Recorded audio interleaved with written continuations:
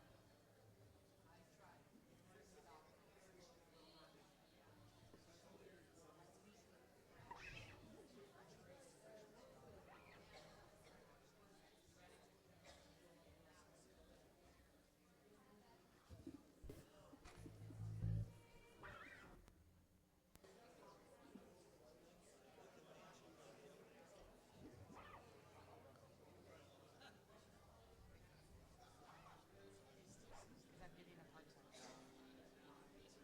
So I need somebody that I can trust to take her on little walkie walks and take her poo poos. Right. She needs to start her own business, pay for college. Because I paid my person $16 a time.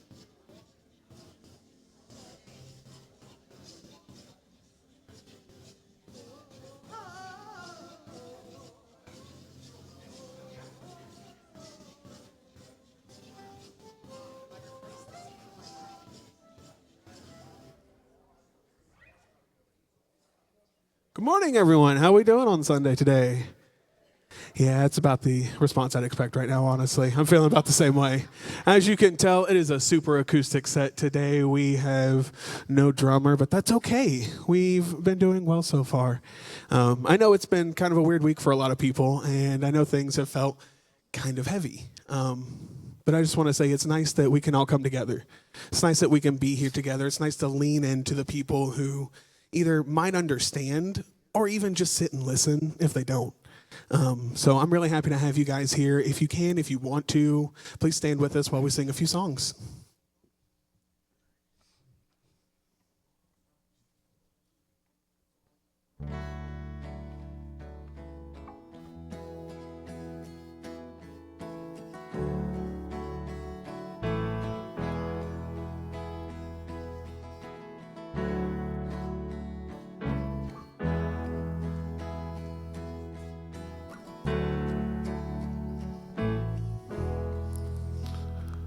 Lord, I don't want to rush on ahead in my own strength.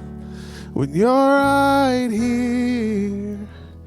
Lord, I don't want to rush on ahead in my own strength. When you're right here, I'm starting to hurry. When it comes to your spirit, when it comes to your presence, when it comes to your voice, I'm learning to listen, just to rest in your nearness. I'm starting to notice you are speaking.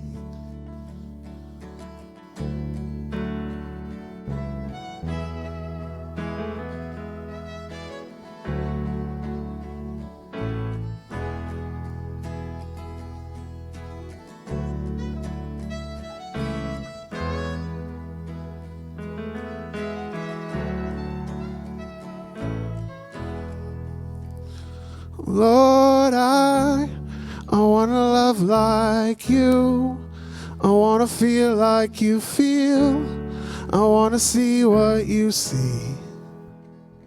Lord, I want to love like you. I want to feel what you feel. I want to see what you see. I'm not in a hurry when it comes to your spirit, when it comes to your presence, when it comes to your voice. I'm learning to listen, just to rest in your nearness. I'm starting to notice you are speaking.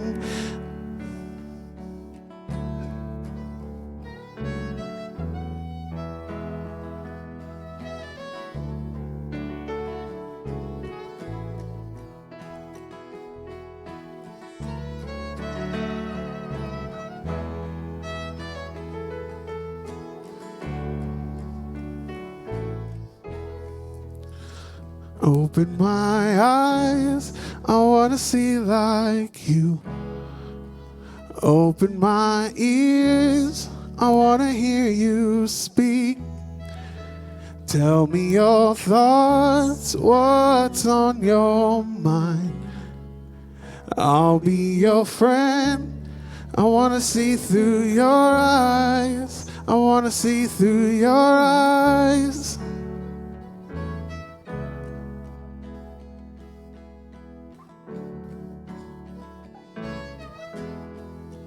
I'm not in a hurry when it comes to your spirit, when it comes to your presence, when it comes to your voice. I'm learning to listen, just to rest in your nearness. I'm starting to notice you are speaking. I'm not in a hurry when it comes to your spirit, when it comes to your presence, when it comes to your voice. I'm learning to listen, just to rest in your nearness. I'm starting to notice you are speaking.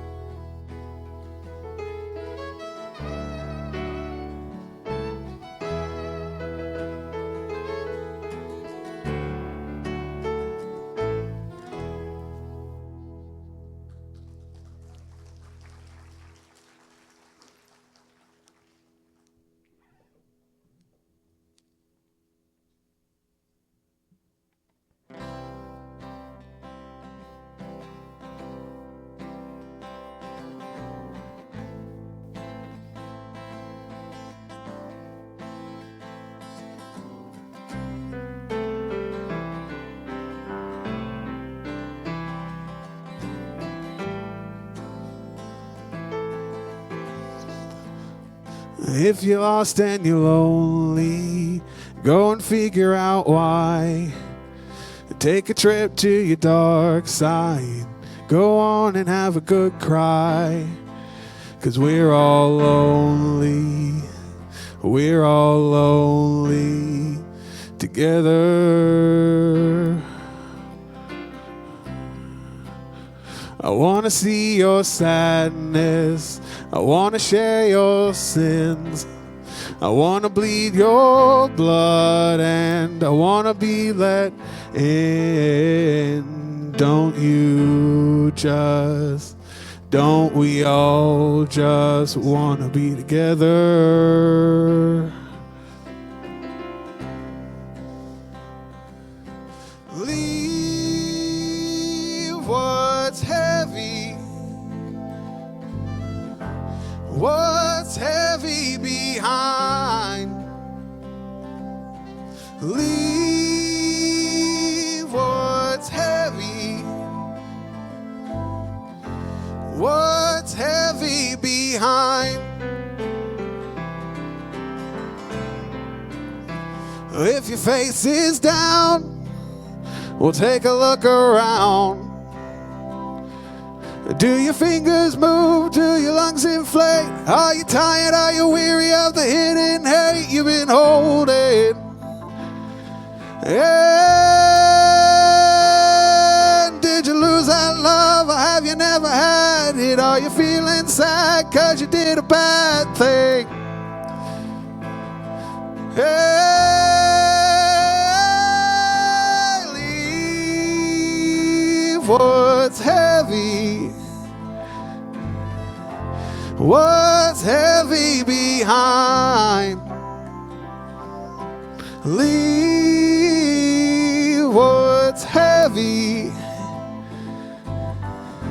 What's heavy behind?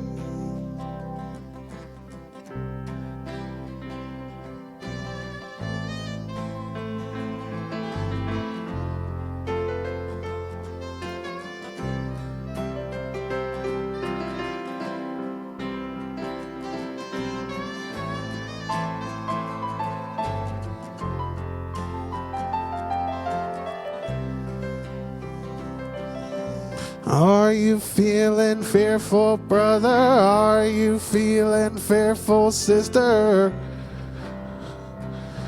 Only way to lose that fearful feeling, replace it with love that's healing.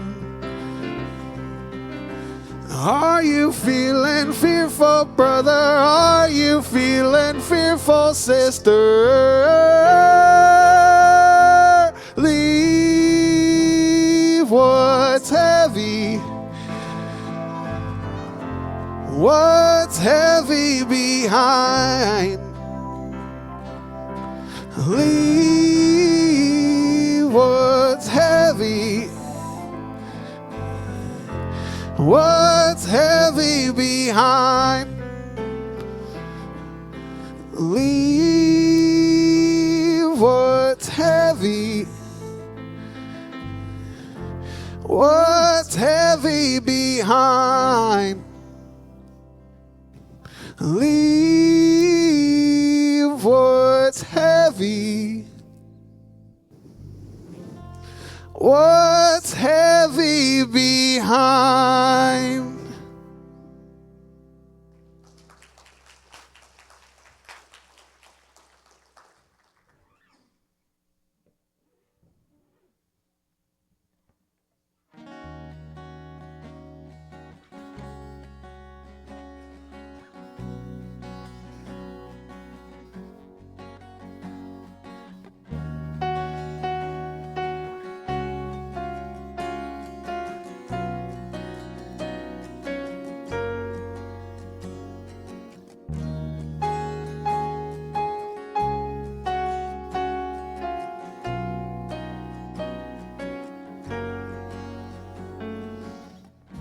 Before I spoke a word, you were singing over me.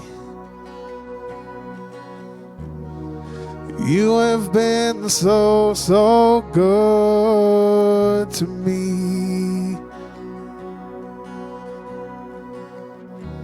Before I took a breath, you breathed your life in me. You have been so, so kind to me. And oh, the overwhelming, never-ending, reckless love of God.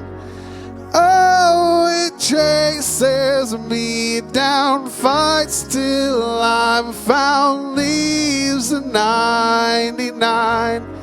The hurt and the wounded, no one excluded, and you give your love away. Oh, the overwhelming, never-ending, reckless love of God. Yeah.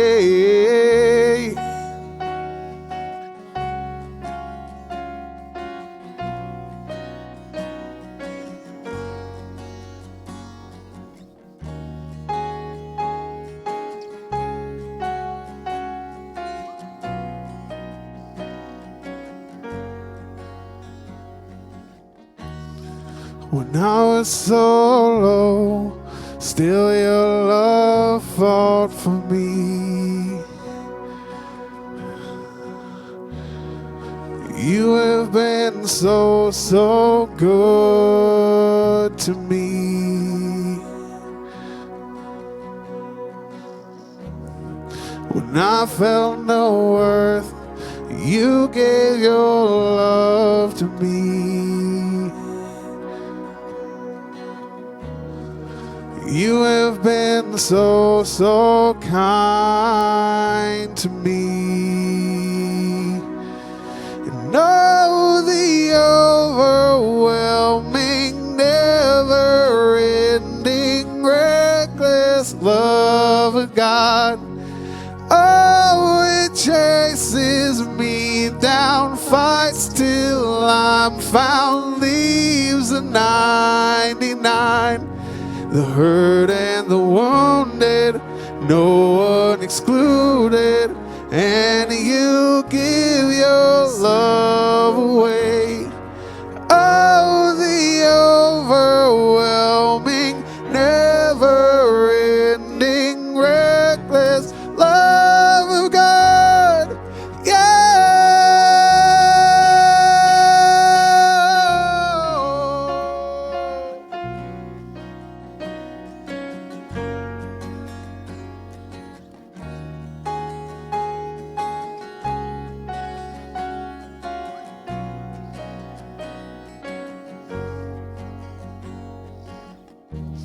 No shadow you won't light up, a mountain you won't climb up, you're coming after me.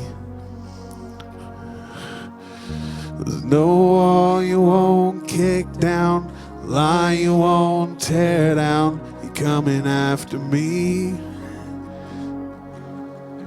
There's no shadow you won't light up, mountain you won't climb up, you're coming after me.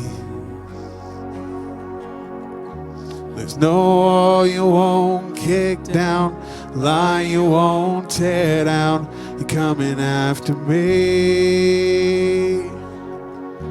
There's no shadow you won't light up, mountain you won't climb up, you're coming after me.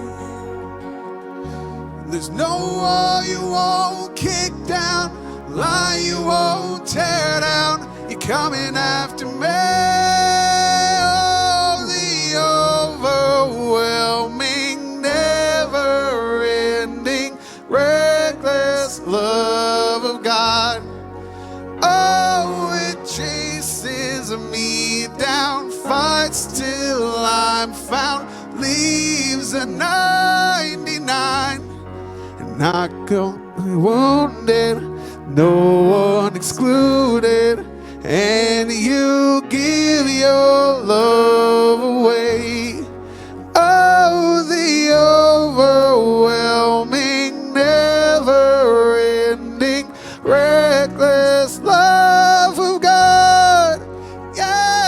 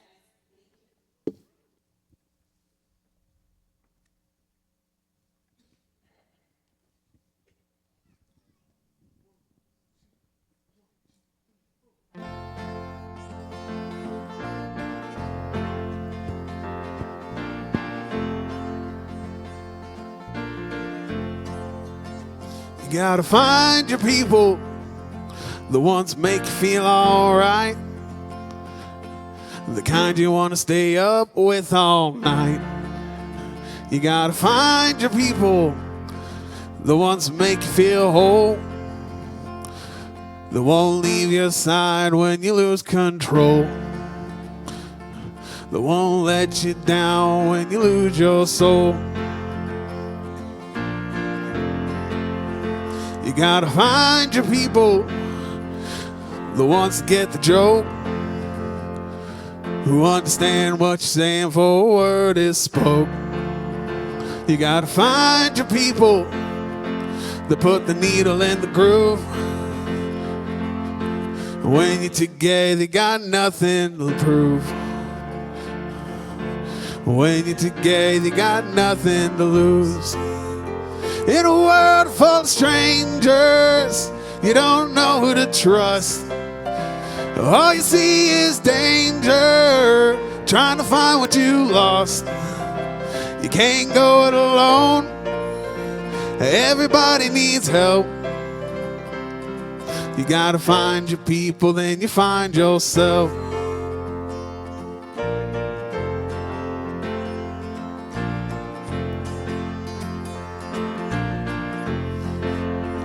You gotta find your people that'll call your bluff, who'll ride along when the road is rough. You gotta find your people, the ones that make you feel equal. They pick you up and won't let you down, help you find your way to the lost and found. In a world full of danger, you don't know who to trust. All you see is danger, trying to find what you lost. You can't go it alone, everybody needs help. You gotta find your people, then you find yourself.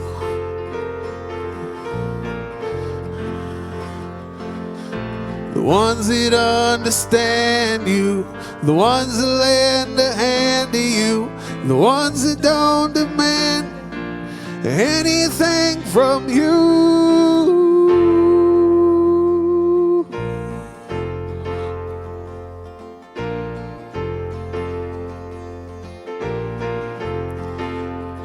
You gotta find your people, the ones that make you feel alright, that tell you the truth and wish you well. You gotta find your people before you find yourself. You gotta find your people, then you'll find yourself.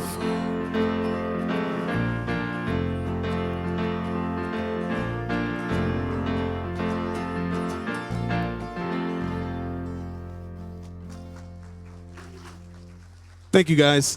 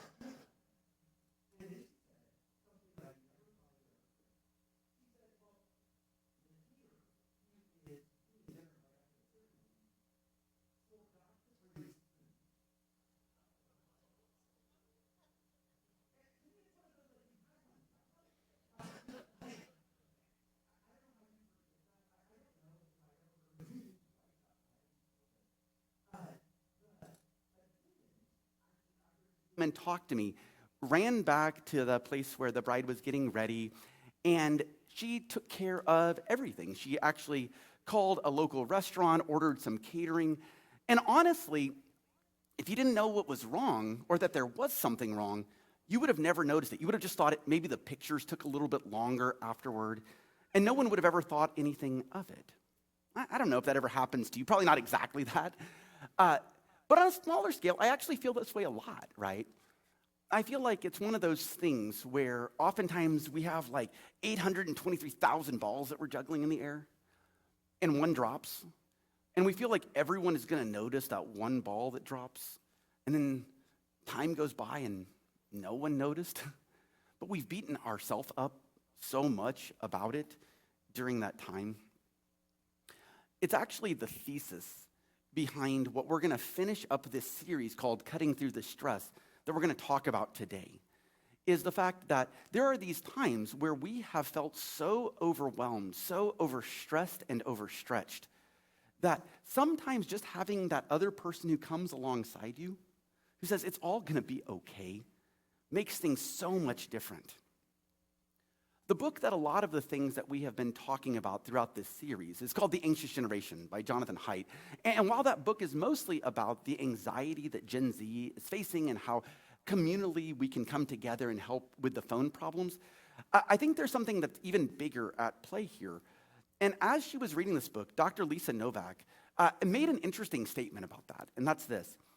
That's the really big thing that Haidt talks about in all aspects of this, is that they are community problems. They are very different from pretty much any other parenting decision we've ever had to make. How many vegetables we feed our kid during the day, what time they go to bed, if they have to bathe every night or every other night. Honestly, it doesn't matter what other parents are doing. You can make those decisions independently and you'll be fine.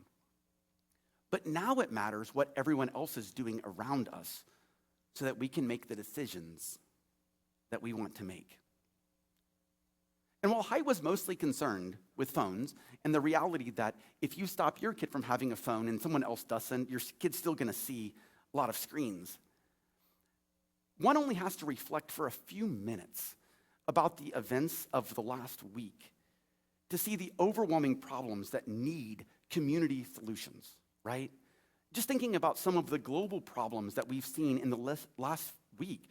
The tragedy of gun violence at the school in Colorado, the tragedy of the murder of Charlie Kirk, the stories of the Russian aggression against Poland, which hit uniquely close to me because our most recent exchange daughter is from Poland.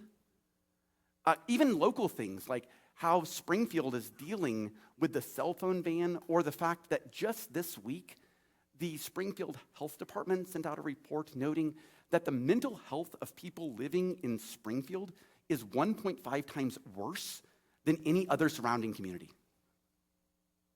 We feel incredibly overwhelmed, and none of these are problems that we can solve independently. If I choose to do something or not to do something, it doesn't resolve any of these. You see, these are the types of problems that if we try to deal with them on our own, we seem to come up short. They have to be dealt with collectively, which is why, and by the way, the majority of this teaching was written weeks before this week came up with all of the overwhelm that's been happening. But it's the reason why I want you to have this big thought today as we walk out, and that's this: that real community allows us to do impossibly hard things. Okay, this is the thing that I want us to walk out of here with today as we exit. I want us to remember that real community allows us to do impossibly hard things.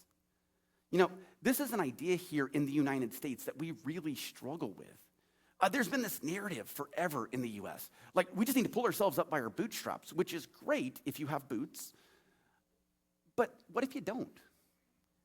And, you know, it's even different in the U.S. compared to a lot of our similar countries, right? I was actually just talking with someone outside this morning about the differences between the United States and so many other countries where their vacation is seen as a community good. We're supposed to take it. Questions in other countries are like, we have pensions or universal health care. Here in the United States, we have privatized insurance. and privatized retirements. But maybe there is a misunderstanding that we have come to because we have tried to read ancient wisdom literature. We've tried to read Christianity or our previous faith statements through American-only eyes. And I think that's problematic because I think that we misunderstand what a lot of this has to do with. Most of the time when I was growing up and going to church, we always talked about everything from the perspective of the individual. Sin was the individual bad thing that I did. Salvation was the individual good thing that I asked Jesus to do. All of these things were very individual. And I could be wrong about this, but it seems like the overwhelming majority of time when we read throughout Scripture, when it talks about the bad things that are going on and the solutions to those, they're actually communal. When we look at the story, for example, of Jonah, Jonah goes to Nineveh not because one person had been doing bad things, but because the community had. And it's not just one person who repents, it's the entire community, including their animals, by the way, which is kind of a weird story. But as odd as that is, and as hard as that might have been for us to wrap our heads around, I actually want to spend today talking about what I think might be the single most impossibly hard set of things that Jesus ever said. We're going to be looking today at a series of texts that shows up in Luke chapter 6. And actually, during the 1990s, there was this group of scholars called the Jesus Seminar. And what they were trying to do is that they were trying to figure out exactly what Jesus actually said instead of things that might have been attributed to someone else or different things of that nature. And while you may or may not disagree with them, doesn't really matter on that part, the reality is they said there's probably only 10 or 12 things that they were sure that Jesus actually said. Of those 10 or 12 things, almost all of them show up in this chapter. Because these things are those things that are so radical, so different, that in order for them to have stuck around, it had to have been something that was incredibly important. The first of those shows up in Luke 6, verse 27, and it says this: "But I say to you who are listening, love your enemies and do good to those who hate you." This verse hits a little bit differently for me given the events of this last week, right? I'll be honest with you, when it comes to this verse, it seems like it's impossible. And I would put this at the top of those, like, do good to those who hate you, seems to say that maybe I have to listen to them or I have to hang out with them. But I don't like that. I don't want to do that. There is an interesting thing about this verse, though, and that is that it starts with the word but. When I was growing up in Sunday school, and maybe it was just the hillbilly church that I went to, but I was always taught that when a verse starts with a word like but or therefore, you should always ask yourself one question. I wonder what it's there for. Like I said, hillbillies. But I actually think it's a good method of biblical interpretation, is to ask ourselves when we're reading these things, because remember, like verses and chapters didn't exist when the scriptures were written. They were added much later. So when we see these words, we should ask ourselves, like, I wonder what was being talked about right before this.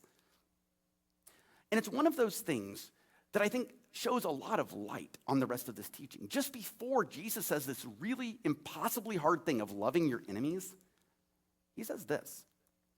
He says, how terrible when everyone says only good things about you, because their ancestors said the same things about false prophets.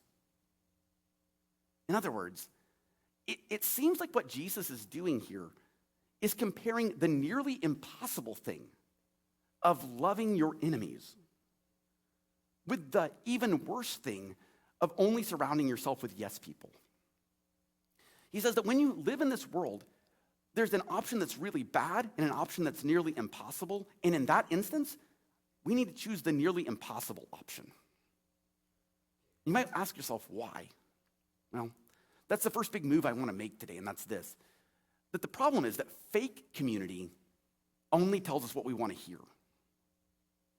Okay? So real community allows us to do impossibly hard things, but fake community only tells us what we want to hear. You see, Jesus starts out by telling them that there are these really bad things that happen when you only hear the things that you want to hear. We probably don't have to think too hard to think about situations where this happens with people who surround themselves only with yes people. I mean, while the current cabinet and all politicians have business owners who are constantly just fawning at them, telling them that everything they do is perfect, and this has made great fodder for late night television and South Park, it's, I think, much more of a mirror to ourselves. Because I think that it talks a lot about the fact that we have a desire to surround ourselves only with people who say yes to everything that we think. You know, especially when things are hard. And I get it, right? When life is hard, we want people to tell us everything that we think is good. But I don't know if that's real. In fact, I think it's very fake. I think it's one of the biggest problems right now with AI, for example. You see, in order for things like ChatGPT or Claude or the other AI programs to get you to keep using it, they have to tell you that what you type into it is brilliant.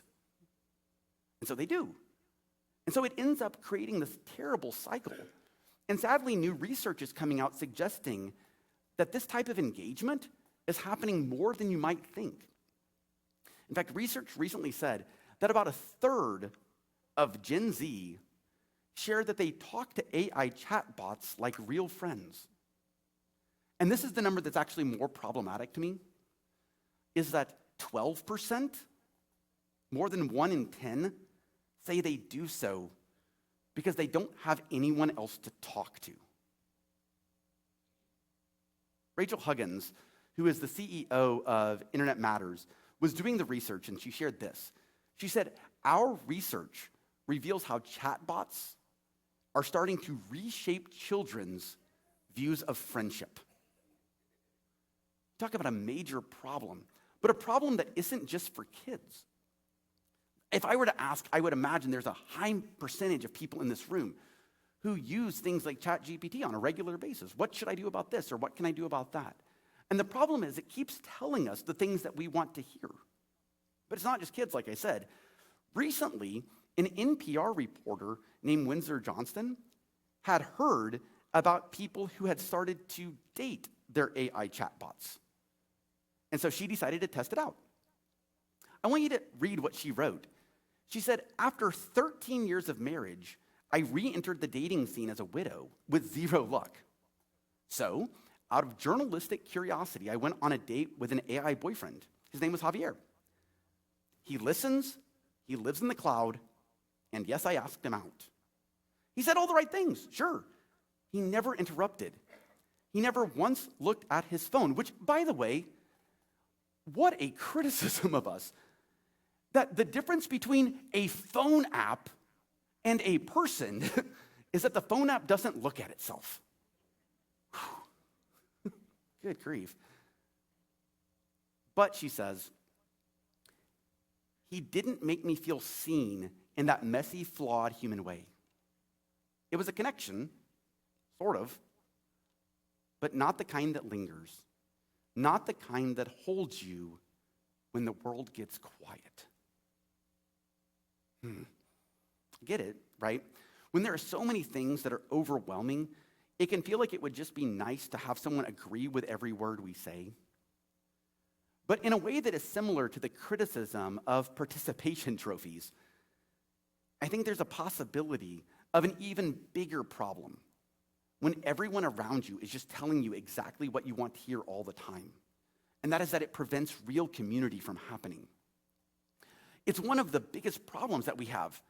In all of the political division that we have right now, all of the polarization, one of the things that this week has taught us is that people are running to echo chambers, right? If you spent any time on social media this week, you will see that everyone has decided to call the shooter whatever they think their enemy is. On both sides on this, by the way. We are only good at hearing what we want to hear. And the problem with that is that when we only hear what we want to hear all the time, we start to believe everyone who is not saying that is evil, and we start to dehumanize them. It's the reason that ultimately we feel bad for the emperor who isn't wearing clothes, because everyone's just lying to him. And maybe there's a time that we need to ask ourselves a couple of questions, like, Is there anyone who would honestly tell me no?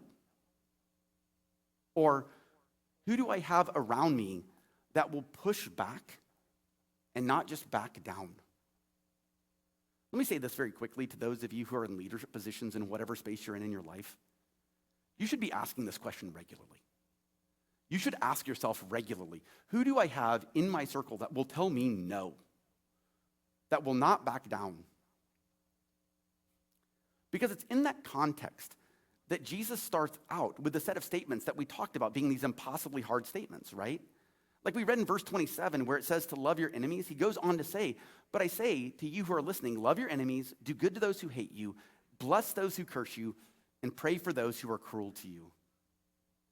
Look, I know, and I'm honestly super ashamed about the fact that there have been places that have used these verses to tell people really awful, dehumanizing things. Things like, you need to stay in your domestic abuse situation. That is not what Jesus said. Full stop. Jesus never intended for people to be dehumanized. And we'll get to some examples of that here in just a second. But as we're talking about this, I want us to recognize two things. First of all, we need to recognize in each other the hurt that can come from others. And that when we're hurting, we don't just need to be passive. Jesus is not talking here about passively being a doormat. Jesus is not saying here that we need to allow those who are abusing us to continue to abuse us. That is not what he is saying. Because you see, we have this really bad habit of reading texts that say things like, do good to those who hate you, as saying, be kind to your abusers. But really the text in the original language probably says something closer to practice righteousness around those who hate you. Practice justice, practice kindness, which doesn't say be a doormat, but I think is a different path than the one that we oftentimes find ourselves on. When I think of righteousness, I love what Father Richard Rohr says about this. He says this, there is no way to peace. Peace is the way. There's no path toward love except by practicing love. War will always produce more war. Violence can never bring about true peace. After the events that happened this week, I'd already written this part. And I thought about this over and over and over and over. That maybe the way to combat all the overwhelm that we're feeling isn't by doing something to get there, but rather by practicing being on the other side.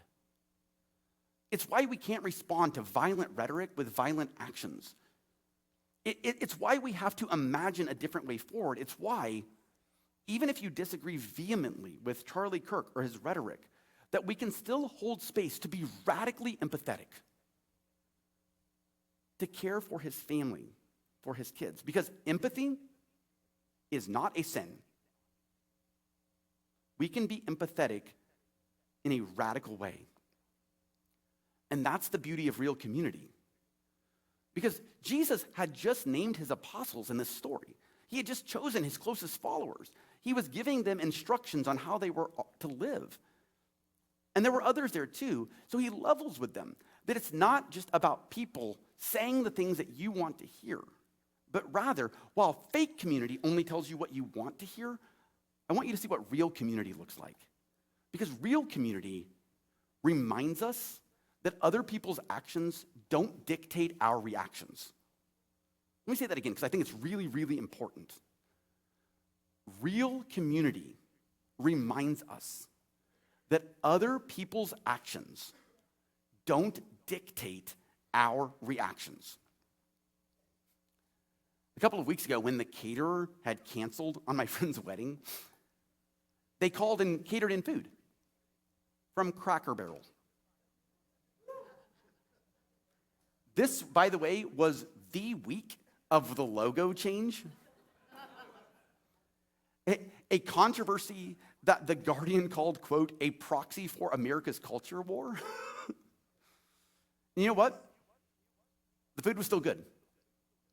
They brought eggs, pancakes, bacon, and shockingly, there was not a single political message on any of it. And it wasn't encoded with it either. People just saw that people were going to be hungry, they got food, and people who were hungry weren't hungry anymore. And it's almost shocking what can happen if no one cares who gets the credit. While I wasn't privy to the conversations between the people who made the decision to order it from there that night, I imagine, based on the climate that we're in, that there could have been some controversy. But when things really hit the fan, when there was a need for something radical to be done, when the relationship happened between two people, the matron of honor and the bride, who had been best friends for over 20 years, when something needed to be done, they put aside anything else that was going on and just did what needed to happen in order to accomplish the goal. It was a great reminder that we are responsible for doing the things that we need to, and we cannot let other people's actions dictate ours. I do find it interesting that the 8th century Mahana Buddhist monk echoes a similar thought. They note, "May those whose hell it is to hate and hurt be turned into lovers bringing flowers." What a beautiful thought. When we run into hate and hurt, may we turn it into flowers. While dwelling on this thought, artistic director of the Eliot Society, named Victoria Emily Jones, noted this: "Love is the way of the Bhagavata, the enlightened being. It's also the way of Jesus, who said, 'Love your enemies, do good to those who hate you, bless those who curse you, pray for those who mistreat you.' Loving people doesn't mean we can't be angry with them, but not taking the easy way out by simply ignoring or retreating from a problem and confronting our opponent in peaceful, creative, and potentially transformative ways." As an art director, after she did this, she encouraged the people who were reading to look at this picture, a photograph called Flower Power. And so today I want to give you just an opportunity to do this really quickly. It's an ancient Christian tradition called Visio Divina. It means like holy seeing. I want you to look at this photo for just a couple of seconds. And in the process, see if there's like 2 or 3 words that you think of about this photo that really mean something to you, that help you see something divine or lovely out of it. Is there anyone in here who would tell me like 2 or 3 words that they thought of when they saw this? Anybody see something that they think is just really spectacular? De-escalation. Oh my goodness, what a good word. De-escalation. I think that's perfect, right? Anybody else have a word that they see when they see that? Understanding. Yeah. Courage, peace. Yeah. You know, when we look at this, we see this like radical action of an individual putting a flower in a gun. And it's wild. While Visio Divina is often a private practice, it's also something that finds so much more richness to it when we do it in community. When we are surrounded by real community, it is easier to hear other people's ideas that we might not have thought of, and for those to really resonate with us. It's part of how we live into our value here at the venues of intellectual humility. The idea that things that we can't personally know, we can learn from other people. We can grow as we move toward the path by living with other people that think differently from us. One of the best ways that community does this is by offering us kind of like third ways, where we've always thought in like A and B, and they think, oh, well, maybe there's a C option. And I think Jesus offers this in the next set of verses. He says, if anyone slaps you on the cheek, offer him the other cheek too. If someone takes your coat, don't stop him from taking your shirt. Give to everyone who asks you. And when someone takes something that is yours, don't take it back. See, it seems like Jesus gives a third way of instruction here, which is really radical, right? I mean, it's that kind of picture. But maybe what Jesus is saying is something that's completely different than the way that we might have been brought up hearing this. Maybe Jesus is saying that the path of love is so subversive that in a world that often tries to tell everyone that they are worth nothing, that there is action that everyone can take to change the conversation. In a world where churches harp on the fact that we are all bad, that we have original sin, that's why we say that, no, you're originally good. It's, by the way, the reason that if other people can hate someone for no reason, we can love someone for no reason, right? We can just learn to love people. Because I think real community also does a second thing, and that's this, that real community reminds us that we're already worthy. Let me say that again. Real community reminds us that we are already worthy. The reason that these options that Jesus describes here in the text are so radical is because of what they say, both about the person who is initially doing the oppression and the person who is being oppressed. Leah Watkiss, who is from the Toronto Anglican Diocese, explains the nature of turning the other cheek as a super subversive action. Because you see, in that time, the only way you would slap someone on one cheek would be if you were like a slave owner backhanding your slave. And so what Jesus is saying here is that when you turn the other cheek, you confront the slave owner with two choices. They can either slap you with their forehand, which means they see you as an equal, or they stop slapping you altogether. And those are the only two options. It's this peaceful, subversive action. And she actually notes this about it, that Jesus' instruction not to resist evil and to turn the other cheek transforms from an instruction to accept injustice into a challenge to resist systems of domination and oppression without the use of violence. Rather than ignoring an evil situation and hoping it will go away, Jesus is telling his followers to find creative, active, and nonviolent ways to assert their humanity and God's love in the world. It's the same thing, by the way, when he talks about taking your clothes. He's not saying that, like, don't wear clothes. Instead, what he's saying is, like, if someone takes all of your clothes, what you've actually done is you've humiliated them, because in that culture of honor and shame, standing next to a naked person was really shameful. And so there's this subversive action that seems to go on over and over. And when community is its most authentic self, that's what it does. It doesn't just tell us what we want to hear, but it helps us find third ways, telling us that we're already worthy. We don't have to have on the clothes. We don't have to take the beating, but rather we can find worth in and of ourselves with who we are. In my community, my closest group of people that I meet with on a regular basis outside of my wife is a group of guys that I meet with every Tuesday night. And the truth is, in that group of guys, there is almost nothing that we have in common. Some of them used to go to church together. Some of them used to work together. I didn't go to church or work with any of them when I first started. But the thing that we found in common is that we come together.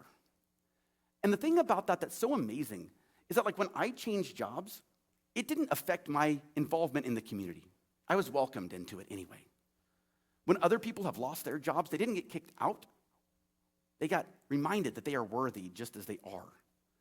Because real community is the tangible reminder that we belong, not because we've earned it, but because we're intrinsically loved. You see, while Jesus knew that there would be those who had privilege that would use their privilege to harm others, he looked at those whose society often overlooked and told them that they were worthy, just like they were. I think it is useful to note here, by the way, that Jesus in this group is the leader, and he is the one who reminds them. It's such an important thing to remind us that as we're going through this process, that we have to model it. Because not only is it intrinsically true that you're good, but it creates a world around us of flourishing in our society as well, which is the last thing I want to share today, and that's this. That real community pushes us toward the hardest type of good, because those are the truest characteristics that we have. That real community pushes us toward the hardest type of good, because those are the truest characteristics that we have. I heard it said recently that some people are the sandpaper to the wooden sculptures in our lives, and I love that. It rounds it out and makes it smooth. It's one of those concepts that's been an important part of nearly every religious tradition. The ancient Hebrew scripture, for example, says, as iron sharpens iron, so people can improve each other. And in the Islamic tradition, the 11th century mystic named Imam al-Ghazali said it this way. He said, "We love to say, Salam alaikum, brother. How are you doing, brother?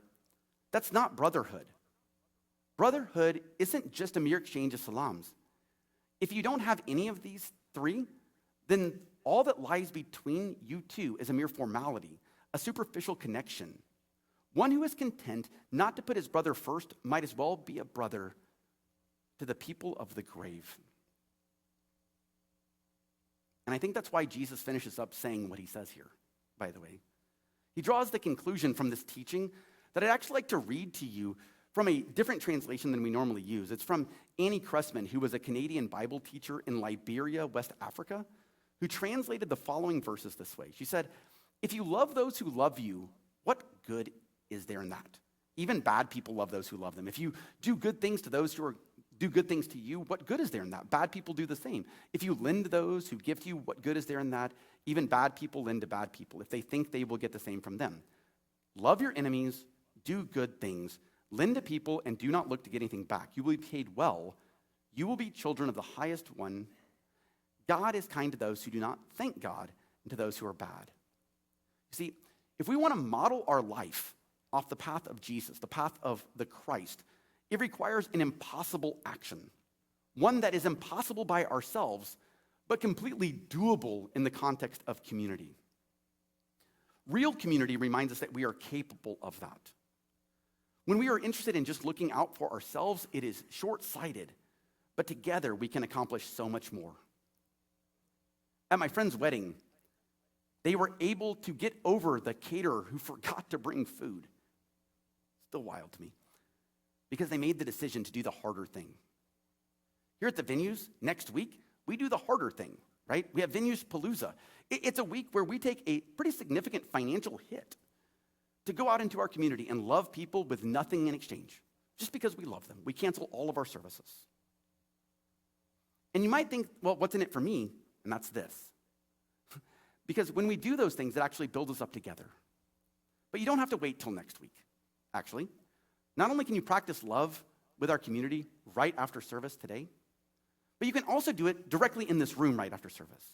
Here in like 3 minutes, we are going to have the lights come on, and at all of these tables that you see around the room, there are going to be opportunities for cookies and connections.